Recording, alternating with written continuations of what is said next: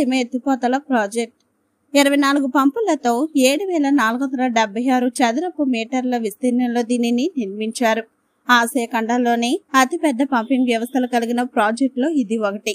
ఈ ప్రాజెక్టు యొక్క గరిష్ట తరలింపు సామర్థ్యం 240. ఈ 24 పంపుల ద్వారా గోదావరి నీటిని పోలవరం ప్రాజెక్టు కుడి ప్రధాన కాలువలోకి ఎత్తిపోసి కృష్ణా డెల్టా రైతులకి లబ్ధి చేకూర్చాలి అనేది ఈ ప్రాజెక్టు యొక్క ప్రధాన ఉద్దేశం. బచవర్ ట్రిబ్యునల్ మధ్యప్రదేశ్, మహారాష్ట్ర, ఆంధ్రప్రదేశ్ మధ్య కుదిరిన అంతరాష్ట్ర ఒప్పందం ప్రకారం 80 టీఎంసీల గోదావరి నీటిని కృష్ణా నదిలోకి తరలించవచ్చు. ఈ వినూత్న ఆలోచనకు శ్రీకారం చుట్టింది ఆంధ్రప్రదేశ్ రాష్ట్ర ముఖ్యమంత్రి నారా చంద్రబాబు నాయుడు. పట్టిసీమ ఎత్తిపోతల ప్రాజెక్టు తొలి నాలాల్లో ఎన్నో అవాంతరాలను ఎదుర్కొంది. అటువంటి పట్టిసీమ నేడు ఎలా ఉందని చూడండి.